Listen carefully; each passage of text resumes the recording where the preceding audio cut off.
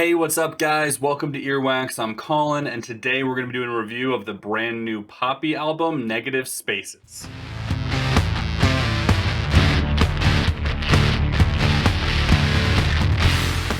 All right, guys, so this is the sixth full length album from singer, songwriter, internet personality, e girl, I'm not really sure, Poppy. Um, I I gotta be honest, I'm not like super familiar with her. I'm not like the biggest fan of her music, at least up until this point. But something just kept like bringing me back into whatever her whole shtick is. I first heard of her back like in 2020. So there was a tour, Deftones and Gojira, and the third opening act was Poppy. So I kind of looked into her, checked out her music. At the time, she had just released "I Disagree," or at least was leading up to it. There's some singles off of it, and I got to be honest, it wasn't my thing. I did give that album a listen to, and it always felt like, I don't know, very just overproduced. It felt like she was trying really hard to be edgy, while still also maintaining this like kind of cutesy pop aesthetic, even though like the imagery and themes were still fairly dark for that album. And it just wasn't something I was super into. But that being said, I think consistently since then, I have seen her everywhere. She's been on lineups that I was very impressed with. She's been taken on tour by a few bands that, I definitely highly respect. And there was something more to her, I guess, recently that kind of got me intrigued again. I kept seeing some random bits and footage of her like performing and like some of the heavier stuff. I kept seeing random articles about how this new album had some heavier stuff on it. I believe she did a collaboration with Knocked Loose, which I think is now officially nominated for a Grammy. So yeah, there's clearly something to this. So when I was looking at like album releases and I'm trying to figure out what I wanted to review, and I saw this one, I said, hey, why not? You know, this is an artist that I'm not super familiar with like a lot of her work, outside of I Disagree. I don't think I've ever listened to like one of her albums fully, but there was definitely something about this project in particular that piqued my interest. And I'm glad I gave it a listen because while I don't think it's a perfect album by any means, there are some moments that I do genuinely really enjoy on it. And I think there's some songs that are pretty stellar. There's some that don't really like, necessarily land that strongly for me personally, but I am very glad that I gave this one a listen. So without further ado, let's dive into the track list.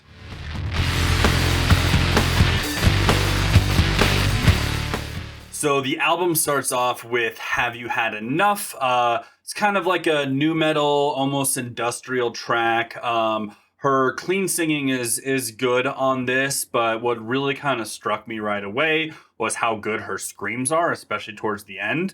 It's got a legitimate like metalcore breakdown that I was very very impressed with. It's a good way to open the album. I think there's a few songs on the album that have kind of this vibe where it's more of like industrial new metal like instrumentation with like some brief moments of like metalcore breakdowns and her like mix of clean singing and screaming. This is, I think, one of the better tracks that kind of float the line between all that. And then we get into "The Cost of Giving Up," which is not like, it's not my least favorite song on the album, but I think it's very boring. It's very linear. It's pretty much just like a straight up hard rock song. There's nothing like especially spectacular or exciting about it, but I think it is fun, definitely at the end of the day, like to just have a good, solid hard rock song on an album that definitely takes some risks. I don't think there's anything wrong with like having a couple safe songs on there. It's just, again, nothing particularly exciting about it for me.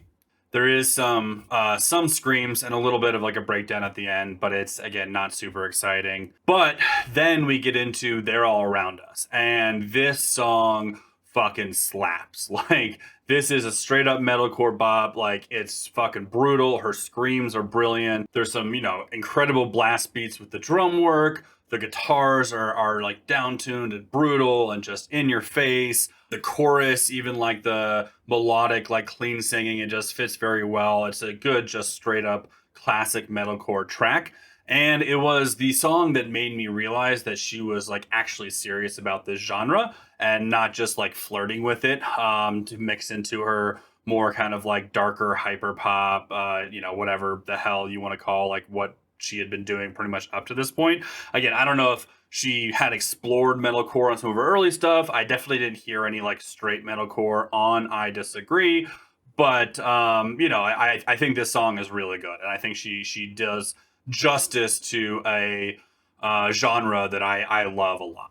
Then we get into Yesterday, which is basically just a transition track, but it goes into Crystallized. So I think doing a like, minute long, just over a minute long kind of intermission between the heavy brutalness of the metalcore of the previous song into Crystallized, which is basically just a straight up like dark goth synth pop track, and it's a fucking bop. Like I think it's so good. I definitely am going to be putting that on my synth pop playlist, my like synthwave playlist, my goth playlist. I think it's just a super catchy song. It's written really well. Her vocals are incredible, and it's fun to, at least in my opinion, have her pay homage to a pretty like tried and true metalcore tradition of just throwing a random like dance song in the middle of a metal album. And it works super well, especially with the transition track of Yesterday, kind of like easing your way into a pretty drastic genre shift. But it's a super fun song. It's like the synths are really, really, really good. The tones are able to get like it's a brilliant, brilliant track, and I think a highlight on the album for sure.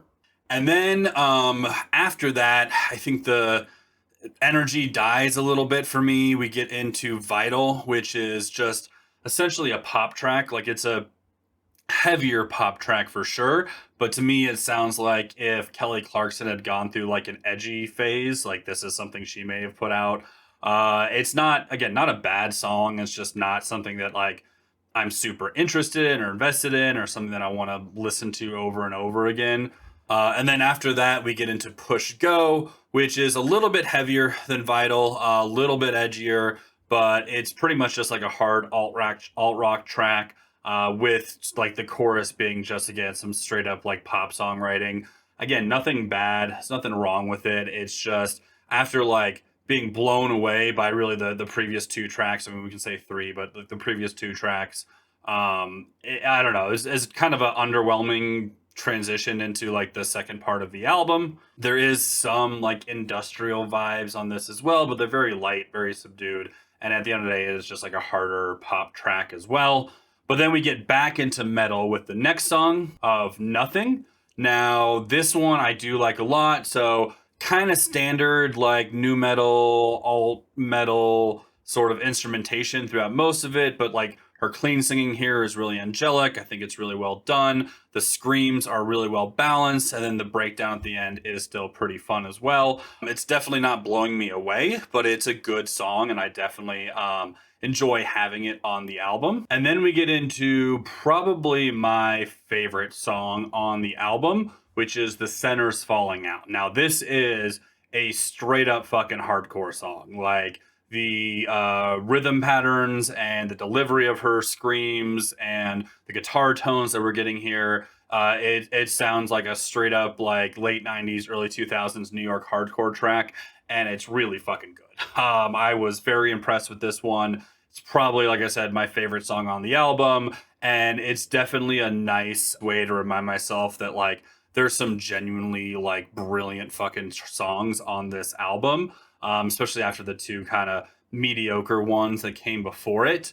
And yeah, dude, I absolutely love this one. And it probably has like the best breakdown on the entire album. And if you've watched any of my reviews for a metal album that I've done up to this point, you know I'm a sucker for a good breakdown, which then leads into the second of the like kind of intermission transition tracks in Hey There. But again, I think it's a fun way to kind of approach song positions on the album, where you're going from like a really heavy, brutal, in your face, like metal song, and then a nice little kind of transition into a more pop focused song. This time, instead of synth pop like we had on Crystallized, it's Negative Spaces with a much more pop punk leaning aesthetic. It's catchy, it's fun, it's pretty much just a straight up pop punk track. It's not mind blowing, like it's not going to break the mold of what a 2024 pop punk song sounds like, but it's a solid output of one of my favorite genres.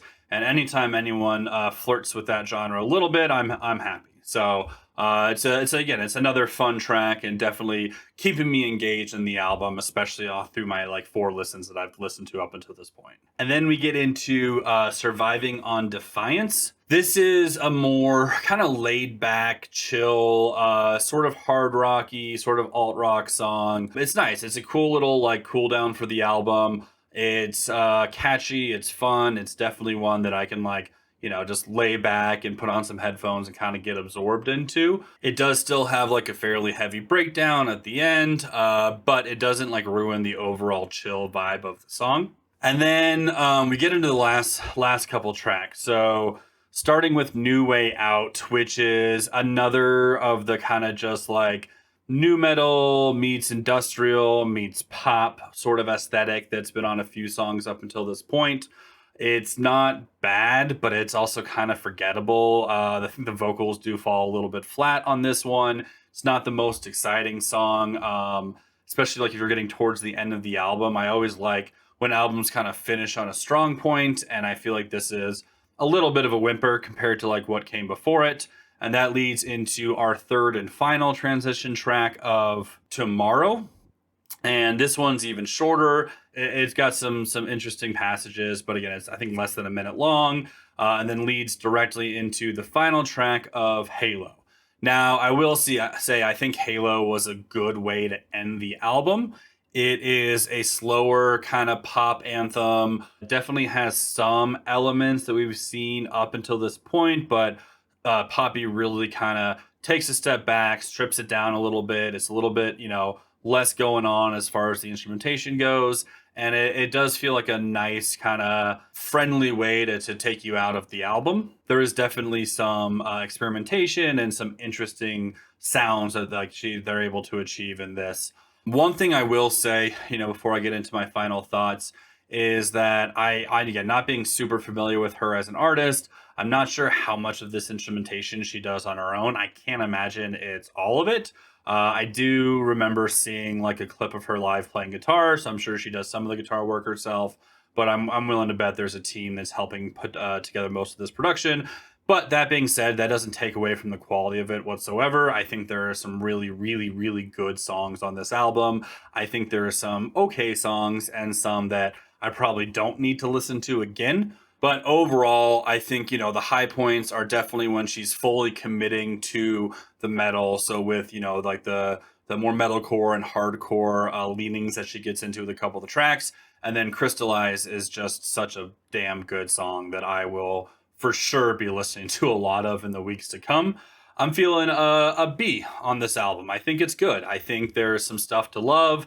It's not going to redefine any of the genres that she's exploring on here, but I think she does them very well, and it's definitely something worth checking out if you're into experimental heavy music, if you're into anything that's a little edgier. It's going to definitely take you some places that you probably wouldn't have expected just hearing or knowing what she'd do about this artist previously. So that's going to be it for me, guys. Let me know what you think down in the comments. If you like this album, if you haven't checked it out, go listen to it. Please like and subscribe. It all helps me out a lot. And as always, I'll talk to you later. Peace.